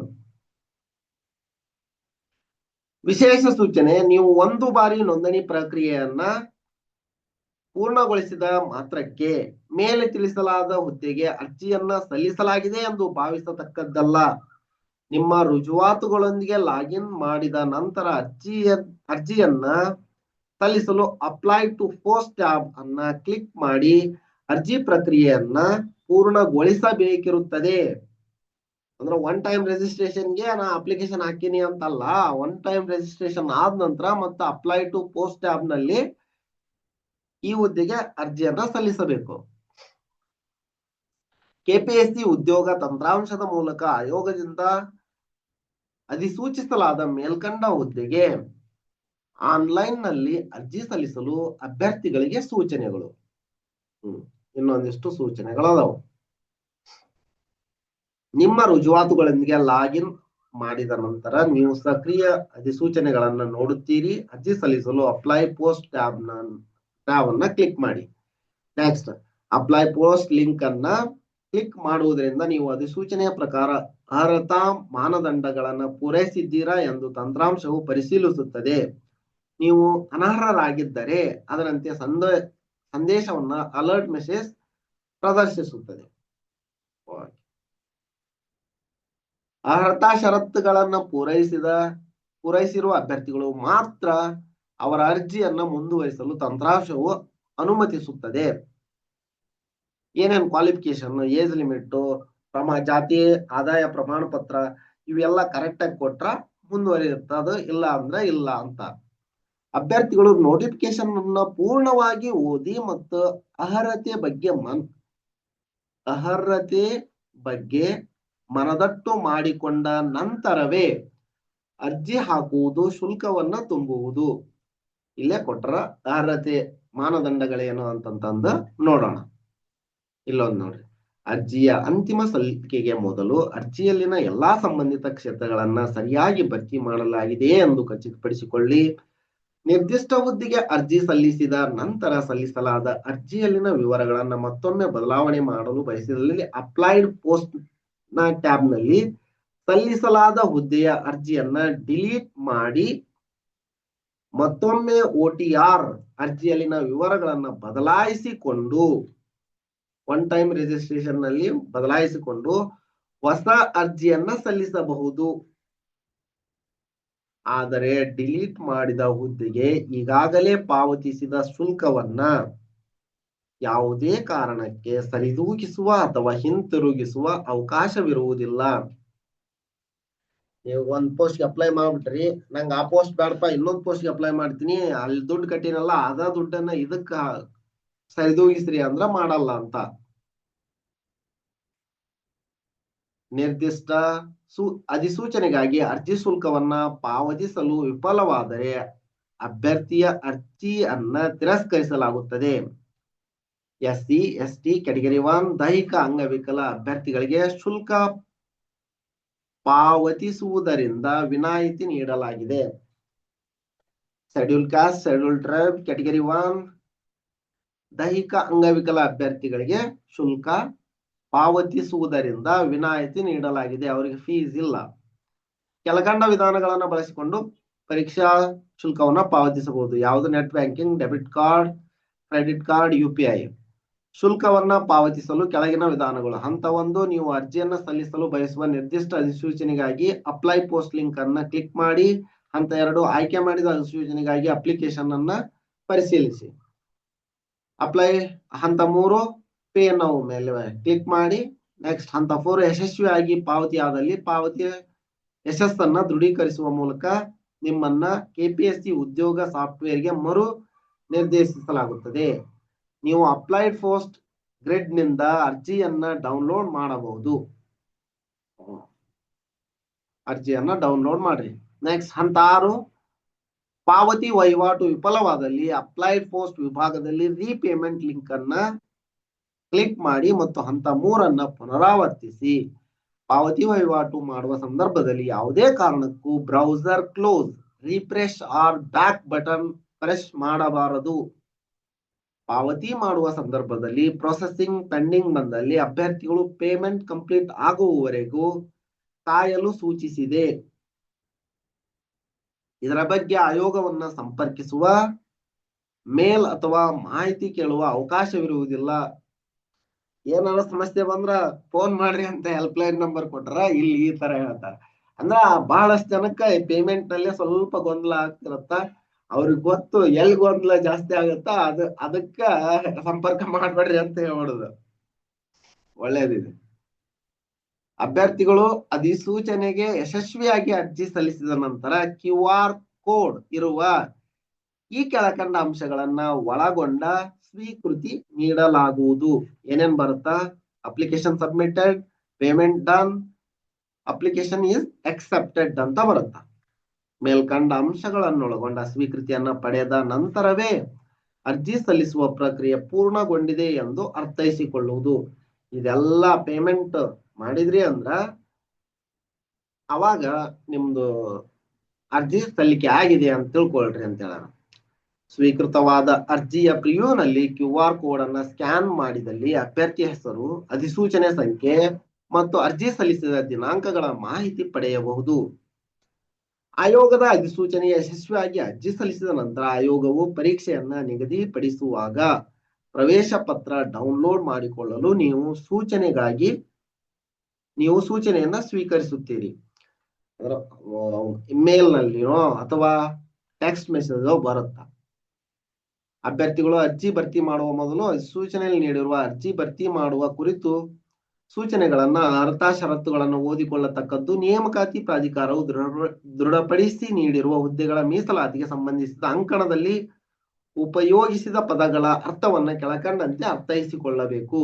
ಸಾಮಾನ್ಯ ಅಂತಂದ್ರ ಸಾಮಾನ್ಯ ಅರ್ಹತೆ GM, ಪರಿಶಿಷ್ಟ ಜಾತಿ SC, ಪರಿಶಿಷ್ಟ ಪಂಗಡ ST, ಪ್ರವರ್ಗ 1 ಕ್ಯಾಟಗರಿ 1, ಪ್ರವರ್ಗ 2 2A, ಕ್ಯಾಟಗರಿ 2A ಅಂತ ಕೊಟ್ಟಿಲ್ಲ, ಜಸ್ಟ್ 2A, ಪ್ರವರ್ಗ 2B ಅಂತಾನ ಕೊಟ್ರ. ಗ್ರಾಮೀಣ ಅಭ್ಯರ್ಥಿ ರೂರಲ್ ಕನ್ನಡ ಮಾಧ್ಯಮ KMS, ಕನ್ನಡ ಮಾಧ್ಯಮ ಅಂದ್ರ KMS ಅಂತ ನೋಡ್ರಿ. ಅಂಗವಿಕಲ ಅಭ್ಯರ್ಥಿ PH, ಉಳಿಕೆ ಮೂಲ ವೃಂದ RPC, ತೃತೀಯ ಲಿಂಗ ಟ್ರಾನ್ಸ್ಜೆಂಡರ್ TG ಅಂತ ಕೊಟ್ರ. ಹೈದರಾಬಾದ್ ಕರ್ನಾಟಕ HK. ಶುಲ್ಕ ಸಾಮಾನ್ಯ ಅರ್ಹತೆ ಅಭ್ಯರ್ಥಿಗಳಿಗೆ 600, ಪ್ರವರ್ಗ 2A 2B 3A 3B, ಪ್ರವರ್ಗ 2A 2B 3A 3B ಸೇರಿದ ಅಭ್ಯರ್ಥಿಗಳಿಗೆ 300 ರೂಪಾಯಿ. ಪರಿಶಿಷ್ಟ ಜಾತಿ ಪರಿಶಿಷ್ಟ ಪಂಗಡ ಪ್ರವರ್ಗ 1 ಹಾಗೂ ಅಂಗವಿಕಲ ಅಭ್ಯರ್ಥಿಗಳಿಗೆ ಶುಲ್ಕ ಪಾವತಿಯಿಂದ ವಿನಾಯಿತಿ ಇದೆ. ಅಭ್ಯರ್ಥಿಗಳು ನಿಗದಿಪಡಿಸಿದ ಶುಲ್ಕವನ್ನ ಕಡ್ಡಾಯವಾಗಿ ಪಾವತಿಸತಕ್ಕದ್ದು. ಒಮ್ಮೆ ಶುಲ್ಕವನ್ನ ಪಾವತಿಸಿದ ನಂತರ ಅದನ್ನ ಯಾವುದೇ ಸಂದರ್ಭದಲ್ಲಿಯೂ ಹಿಂತಿರುಗಿಸಲಾಗುವುದಿಲ್ಲ ಅಥವಾ ಅದನ್ನು ಆಯೋಗವು ನಡೆಸುವ ಇತರೆ ಪರೀಕ್ಷೆಗೆ ಅಥವಾ ನೇಮಕಾತಿಗಳಿಗೆ ಹೊಂದಿಸಿಕೊಳ್ಳಲಾಗುವುದಿಲ್ಲ. ಶುಲ್ಕವನ್ನ ಸಂದಾಯ ಮಾಡದಿದ್ದಲ್ಲಿ ಅಂತಹ ಅಭ್ಯರ್ಥಿಗಳನ್ನ ತಿರಸ್ಕರಿಸಲಾಗುವುದು. ಶುಲ್ಕವನ್ನ ಪಾವತಿಸಲು ನಿಗದಿಪಡಿಸಿದ ಕೊನೆಯ ದಿನಾಂಕ ಸಮಯದ ನಂತರ ಶುಲ್ಕವನ್ನ ಪಾವತಿಸಲು ಅವಕಾಶವಿರುವುದಿಲ್ಲ. DD, postal order, money order ಇತ್ಯಾದಿಗಳನ್ನ ಸ್ವೀಕರಿಸಲಾಗುವುದಿಲ್ಲ. ಅರ್ಹತಾ ಷರತ್ತುಗಳು ಇವು ಗೊತ್ತಿರ್ತಾವ, ಇವನ್ನೆಲ್ಲ ನೋಡ್ಕೊಂಡಿರ್ತೀರಿ, ನಿಮ್ಗೆ ಗೊತ್ತಿರ್ತಾವ ಇವು. ಪರೀಕ್ಷೆಯ ಷರತ್ತುಗಳು ಸಾಮಾನ್ಯ ಅಭ್ಯರ್ಥಿಗಳಿಗೆ 5 ಬಾರಿ ಪರೀಕ್ಷೆಯನ್ನ ಬರೀಬಹುದು ಅವರು, ಸಾಮಾನ್ಯ ಅಭ್ಯರ್ಥಿ. ಪ್ರವರ್ಗ 1, ಪ್ರವರ್ಗ 2A, ಪ್ರವರ್ಗ 2B, ಪ್ರವರ್ಗ 3A, ಕ್ಯಾಟಗರಿ 3B ಅಭ್ಯರ್ಥಿಗಳಿಗೆ 7 ಬಾರಿ ಅವಕಾಶ ಇರುತ್ತೆ. ಇನ್ನು ಪರಿಶಿಷ್ಟ ಜಾತಿ ಪರಿಶಿಷ್ಟ ಪಂಗಡದ ಅಭ್ಯರ್ಥಿಗಳಿಗೆ ಪ್ರಯತ್ನಗಳ ಮಿತಿ ಇರುವುದಿಲ್ಲ. ಪ್ರಯತ್ನಗಳ ಮಿತಿ ಇಲ್ಲ ಇವರಿಗೆ. ನೆಕ್ಸ್ಟ್ ನೋಡ್ರಿ, ಸೂಚನೆ ಪೂರ್ವಭಾವಿ ಪರೀಕ್ಷೆಯ ಪ್ರತಿಯೊಂದು ಪ್ರಯತ್ನವನ್ನು ಒಂದು ಅವಕಾಶವೆಂದು ಪರಿಗಣಿಸಲಾಗುವುದು. ನಿಗದಿತ ಪ್ರಯತ್ನಗಳ ಮಿತಿಯನ್ನ ಮೀರಿದಲ್ಲಿ ಅಭ್ಯರ್ಥಿತ್ವವನ್ನ ರದ್ದುಗೊಳಿಸಲಾಗುವುದು. ಈಗ ಅವನು 4 ಪ್ರಯತ್ನ ಪಟ್ಟಿರ್ತಾನ, ಅವ್ನ್ ನೆನಪಿರ್ಲಿಲ್ಲ ಅಂದ್ರ ಹಿಂದ್ ಯಾವಾಗೋ ಬರೆದಿರ್ತಾನ, ಈಗ ಬರೀತಿರ್ತಾನ. ಅದ್ರ ಬಗ್ಗೆ ನೆನಪಿಟ್ಕೊಂಡು ಅಪ್ಲಿಕೇಶನ್ ಹಾಕ್ಬೇಕು. ಅಂದ್ರ SLC number, registration number, PUC registration number ಹೊಡೆದ್ರ ಗೊತ್ತಾಗತ್ತ ಅನ್ಸುತ್ತದ. ಹಂಗಾಗಿ ನೆನಪಿಟ್ಕೊಂಡು ಎಷ್ಟು ಸರಿ ಅಪ್ಲಿಕೇಶನ್ ಹಾಕಿರಿ ಅನ್ನೋದನ್ನ ನೆನಪಿಟ್ಕೊಂಡು ಸಾಮಾನ್ಯ ಅಭ್ಯರ್ಥಿಗಳಿಗೆ 5 ಬಾರಿ ಪರೀಕ್ಷೆ ಬರೆಯಲು ಅವಕಾಶ ಐತಿ.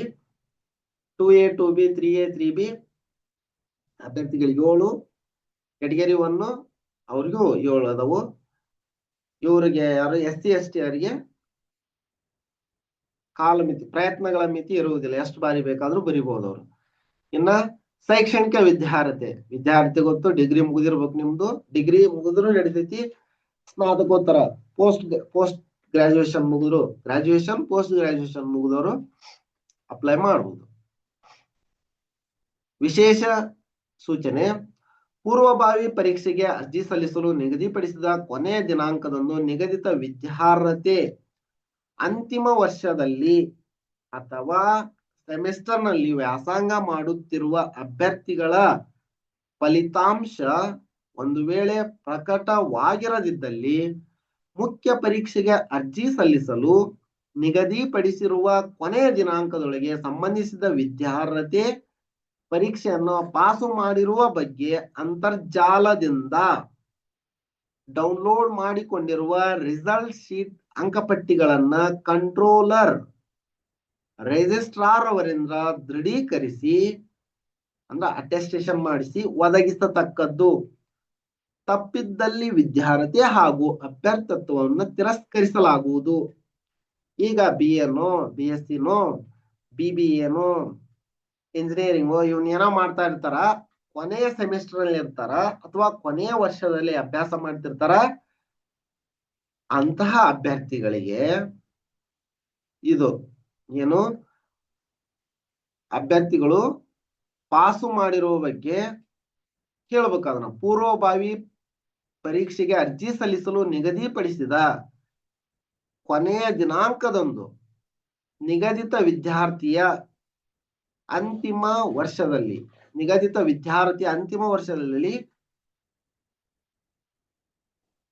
ಫಲಿತಾಂಶ ಒಂದು ವೇಳೆ ಪ್ರಕಟವಾಗಿರದಿದ್ದಲ್ಲಿ ಮುಖ್ಯ ಪರೀಕ್ಷೆಗೆ ಇಲ್ಲೇನು ಮುಖ್ಯ ಪರೀಕ್ಷೆಗೆ ಅರ್ಜಿ ಸಲ್ಲಿಸಲು ನಿಗದಿಪಡಿಸಿರುವ ಕೊನೆಯ ದಿನಾಂಕದೊಳಗೆ ಸಂಬಂಧಿಸಿದ ವಿದ್ಯಾರ್ಥಿ ಅಂದ್ರ ಪ್ರಿಲಿಮ್ಸ್ ಬರೀರಿ. ಅವರು ಪ್ರಿಲಿಮ್ಸ್ ಅಂದ್ರೆ ಈಗ ರಿಸಲ್ಟ್ ಬಂದಿಲ್ಲ ಅಂತಂದ್ರು ಪ್ರಿಲಿಮ್ಸ್ ಬರ್ಯಾಕ್ ನಡೆಯುತ್ತ.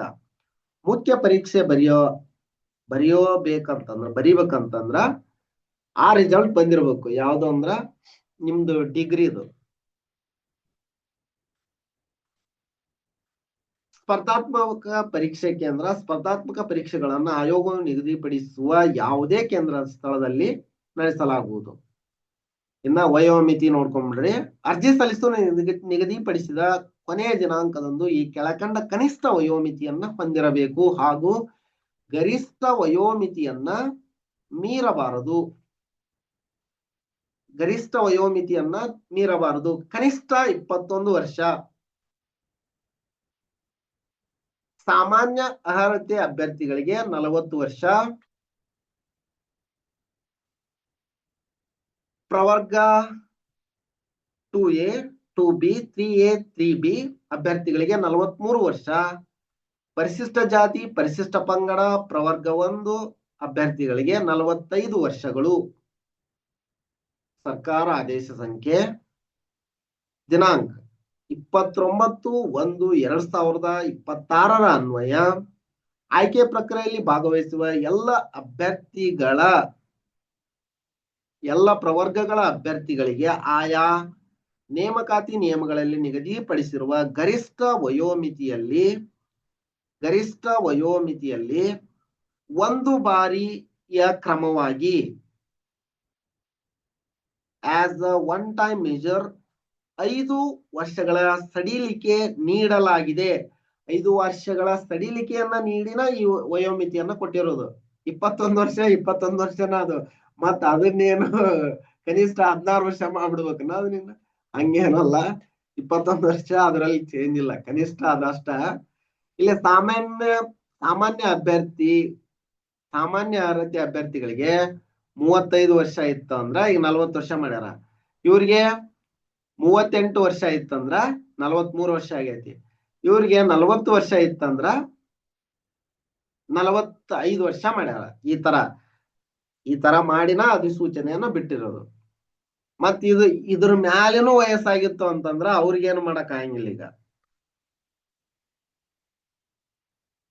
ಈ ಕೆಳಗಿನ ಸಂದರ್ಭಗಳಲ್ಲಿ ನೇಮಕಾತಿ ಗರಿಷ್ಠ ವಯೋಮಿತಿಯನ್ನ ಕೆಳಗೆ ತಿಳಿಸಿರುವಷ್ಟರ ಮಟ್ಟಿಗೆ ಹೆಚ್ಚಿಸಲಾಗುವುದು. ಮಾಜಿ ಸೈನಿಕರಾಗಿದ್ದಲ್ಲಿ ಅವರಿಗೆ ಸೇವೆ ಸಲ್ಲಿಸುವಷ್ಟು ವರ್ಷಗಳಿಗೆ 3 ವರ್ಷಗಳನ್ನ ಸೇರಿಸಿದರೆ ಎಷ್ಟು ವರ್ಷಗಳಾಗುವುದೋ ಅಷ್ಟು ವರ್ಷಗಳು. ಓಕೆ. ಅಂಗವಿಕಲ ಅಭ್ಯರ್ಥಿಗಳಿಗೆ 10 ವರ್ಷ ಸಡಿಲಿಕೆ ಐತಿ. ವಿಧವೆ ಆಗಿದ್ದಲ್ಲಿ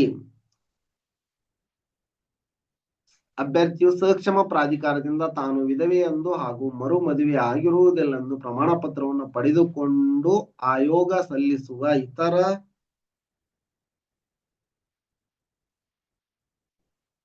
ಪ್ರಮಾಣ ಪತ್ರವನ್ನು ಪಡೆದಿಟ್ಟು ಆಯೋಗ ಸಲ್ಲಿಸುವ ಇತರ ಮೂಲ ಪ್ರತಿಯನ್ನ ಆಯೋಗವು ಸೂಚಿಸಿದಾಗ ಇದರ ಮೂಲ ಪ್ರತಿಯನ್ನ ಪರಿಶೀಲನೆಗೆ ಹಾಜರುಪಡಿಸಬೇಕು.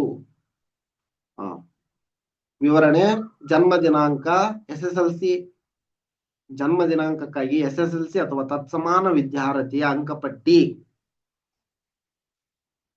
SSLC ವರ್ಗಾವಣೆ ಪ್ರಮಾಣ ಪತ್ರ ಅಥವಾ TC, ಜನ್ಮ ದಿನಾಂಕವನ್ನು ತೋರಿಸುವ ಸಂಕೇತ ದಾಖಲೆ, ಉದ್ಕೃತ ಭಾಗ ತೋರಿಸುವ ದಾಖಲೆಗಳನ್ನ ಪರಿಗಣಿಸಲಾಗುವುದು. ಇವುಗಳನ್ನ ಹೊರತುಪಡಿಸಿ ಇತರ ಯಾವುದೇ ದಾಖಲೆಗಳನ್ನ ಪರಿಗಣಿಸಲಾಗುವುದಿಲ್ಲ. ಅಂದ್ರ ಗವರ್ಮೆಂಟ್ ಇಶ್ಯೂ ಮಾಡಿರೋ ಡಾಕ್ಯುಮೆಂಟ್ಸ್ ಆದಂತಹ SSLC ಅಂಕಪಟ್ಟಿ ಅಥವಾ TC ವರ್ಗಾವಣೆಯ ಪ್ರಮಾಣ ಪತ್ರ ಇವುಗಳನ್ನ ನೋಡ್ತಾರ ಅಂತ ಹೇಳ್ಯಾರ. ದೇಹದಾಢ್ಯತೆ ಇದನ್ನ ನೋಡ್ಕೊಳ್ರಿ. ದೇಹದಾಢ್ಯತೆ ಅಂದ್ರೆ ಪೊಲೀಸ್, ಕರ್ನಾಟಕ ಪೊಲೀಸ್ ಸೇವೆ DYSP ಆಗ್ಬೇಕಂದ್ರ ಕರ್ನಾಟಕ ಕಾರ್ಯಗೃಹ ಸೇವೆ ಅಬಕಾರಿ ಉಪ ಅಧೀಕ್ಷಕರಾಗ್ಬೇಕಂದ್ರ ದೇಹದಾಢ್ಯತೆ ಐತಿ. ಸ್ಪರ್ಧಾತ್ಮಕ ಪರೀಕ್ಷಾ ವಿಧಾನ: ಪೂರ್ವಭಾವಿ ಪರೀಕ್ಷೆ, ಮುಖ್ಯ ಪರೀಕ್ಷೆ 2 ಪರೀಕ್ಷೆಗಳು. ಮತ್ತ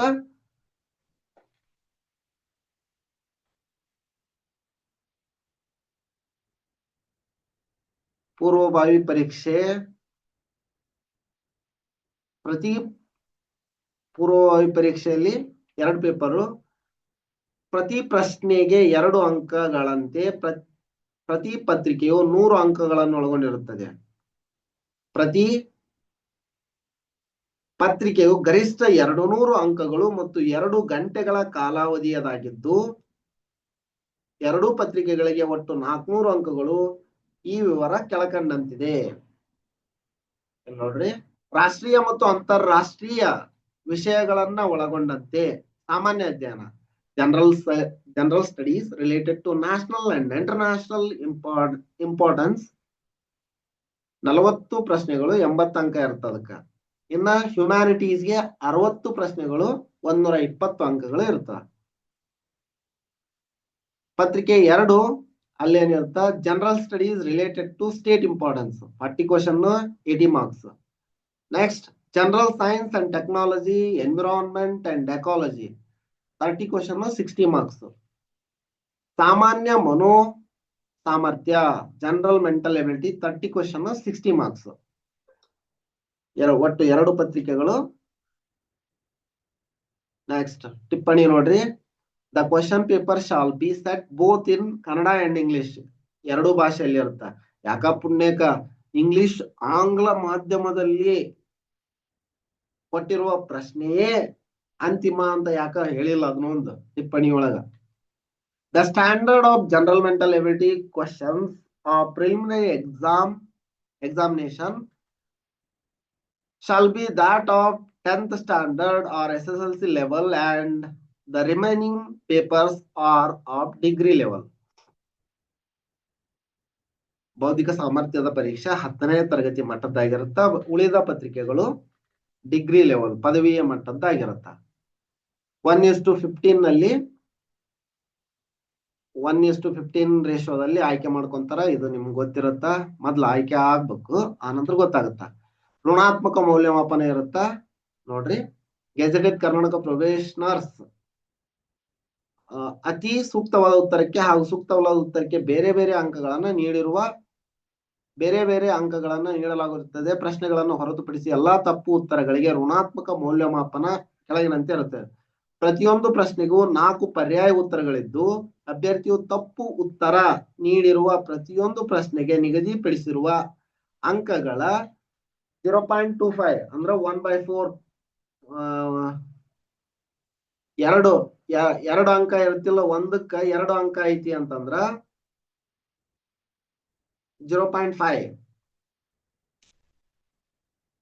ಪ್ರತಿಯೊಂದು ಪ್ರಶ್ನೆಗೆ ನಿಗದಿಪಡಿಸಿದ ಅಂಕಗಳ 0.25 ರಷ್ಟು ಅಂಕಗಳನ್ನ ಕಳೆಯಲಾಗುವುದು. ಈಗ 2 ಮಾರ್ಕ್ಸ್ ಐತಿ, 1/4 ಕಳೆದ್ರ 0.5 ಬರ್ತಿಲ್ಲ, ಅದ 0.5 ಮಾರ್ಕ್ಸ್ ಹೋಗುತ್ತೆ. 2 ಮಾರ್ಕ್ಸ್ ಬರುತ್ತಾ ಅಂತಂದ್ರ ತಪ್ಪು ಮಾಡಿದ್ರಿ ಅಂದ್ರ 0.5 ಹೋಗುತ್ತ. ಒಂದು ಅಂಕಕ್ಕ 1/4 0.25, ಒಂದು ಅಂಕಕ್ಕ. 2 ಅಂಕಕ್ಕ 0.5, 2 ಅಂಕದ ಪ್ರಶ್ನೆ ಇವಲ್ಲ. ಅಭ್ಯರ್ಥಿಯು ಒಂದೇ ಪ್ರಶ್ನೆಗೆ ಒಂದಕ್ಕಿಂತ ಹೆಚ್ಚಿನ ಉತ್ತರಗಳನ್ನು ನಮೂದಿಸಿದ್ದು ಹಾಗೂ ಅದರಲ್ಲಿ ನಮೂದಿಸಿರುವ ಒಂದು ಉತ್ತರವು ಸರಿಯಾಗಿದ್ದರೂ ಸಹ ಅದನ್ನ ತಪ್ಪು ಉತ್ತರವೆಂದು ಪರಿಗಣಿಸಿ ಮೇಲ್ಕಂಡಂತೆ ಅಂಕಗಳನ್ನ ಕಳೆಯಲಾಗುವುದು. ಒಂದು ತಪ್ಪಾಗಿದ್ದ ತಪ್ಪು ಸುಮ್ಮನೆ ಬಿಟ್ಬಿಡಿರ್ಬೇಕು, ಅದನ್ನ ಸರಿ ಮಾಡಿ ಏನಾರು ಮಾಡಿದ್ರೆ ಅದು ಋಣಾತ್ಮಕನ. ಅಭ್ಯರ್ಥಿಯು ಯಾವುದೇ ಪ್ರಶ್ನೆಯನ್ನ ಖಾಲಿ ಬಿಟ್ಟಿದ್ದಲ್ಲಿ, ಅಂದರೆ ಯಾವುದೇ ಉತ್ತರ ನೀಡದಿದ್ದಲ್ಲಿ ಅಂತ ಪ್ರಶ್ನೆಗೆ ಋಣಾತ್ಮಕ ಅಂಕಗಳನ್ನ ಕಳೆಯಲಾಗುವುದಿಲ್ಲ. ನಿಮಗೆ ಪ್ರಶ್ನೆಗೆ ಉತ್ತರ ಗೊತ್ತಿಲ್ವಾ, ಸುಮ್ಮನೆ ಬ್ಲಾಂಕ್ ಸ್ಪೇಸ್ ಬಿಟ್ರ ಅಂಕ ಹೋಗಲ್ಲ, ಅಂದ್ರೆ 0.5 ಮಾರ್ಕ್ಸ್ ಹೋಗಲ್ಲ. ಪರೀಕ್ಷೆಯ ಪಠ್ಯಕ್ರಮ ನೋಡ್ರಿ, ಇದನ್ನೊಂದು ನೋಡ್ಬಿಡ್ರಿ. Preliminary examination paper 1, current events of national and international importance. Humanities, History of India. Emphasis shall be on broad general understanding of the subject in its social, economic, cultural, and political aspects, with the focus on Indian national movement, with a special emphasis on Karnataka. World geography and geography of India, with focus on Karnataka. Indian polity and economy, including the country's political system, rural development planning, and economic reform in India sustainable development, poverty alleviation, demographics, social sector initiative, etc. ಇನ್ನ paper 2 ನಲ್ಲಿ current events of state importance, ಅಲ್ಲಿ ನೋಡ್ರಿ, ಅಲ್ಲಿ ಇಂಡಿಯಾದ ಕೇಳಿದ್ರೆ ಇಲ್ಲಿ state importance. Important state government programmes, state government programmes ಗಳನ್ನ ನೋಡ್ಕೊಂಡಿರ್ಬೇಕು ಅಂತ. Next, general science and technology, environment and ecology, contemporary development in science and technology and their implication, including matters of everyday observation and experience, as may be expected of a well-educated person who has not made a special study of any scientific discipline. General issue on health, environmental ecology, biodiversity, climate change that do not require subject specialization. ನೋಡ್ರಿ, ಅವರೇ ಹೇಳಾರ, ನೀವು ಇದ್ರೊಳಗೆ PhD ಮಾಡ್ಕೊಂಡಿರೋ ಅಷ್ಟೇನು ಕೇಳಂಗಿಲ್ಲ, degree ಮಾಡಿದ್ರು ಸಾಕು ಅಂತದ. General mental ability, comprehension, logical reasoning and analytical ability, decision making, problem solving, problem basic numeracy, numbers and their relation, order of magnitude and data interpretation, chart, graph, table, data sufficiency, etc. Class 10th or SSLC level exam ಇರುತ್ತೆ. ಮುಖ್ಯ ಪರೀಕ್ಷೆ, ಲಿಖಿತ ಪರೀಕ್ಷೆ, ಮುಖ್ಯ ಪರೀಕ್ಷೆ ಇರುತ್ತೆ. Next, ಲಿಖಿತ ಪರೀಕ್ಷೆಯಲ್ಲಿ ಪತ್ರಿಕೆಗಳು ಕನ್ನಡ, ಇಂಗ್ಲಿಷ್, ಇವು ಕ್ವಾಲಿಫೈಯಿಂಗ್ ಪೇಪರ್ಸ್. ನೆಕ್ಸ್ಟ್, ಕಡ್ಡಾಯ ಪತ್ರಿಕೆಗಳು ಪೇಪರ್ 1 ಪ್ರಬಂಧ, ಪೇಪರ್ 2 ಸಾಮಾನ್ಯ ಅಧ್ಯಯನ, ಪೇಪರ್ 3 ಸಾಮಾನ್ಯ ಅಧ್ಯಯನ, ಪೇಪರ್ 4 ಸಾಮಾನ್ಯ ಅಧ್ಯಯನ, ಪೇಪರ್ 5 ಸಾಮಾನ್ಯ ಅಧ್ಯಯನ. ಒಟ್ಟು 201 ಪೇಪರ್ಗೆ 250 ಅಂಕಗಳು, ಒಟ್ಟು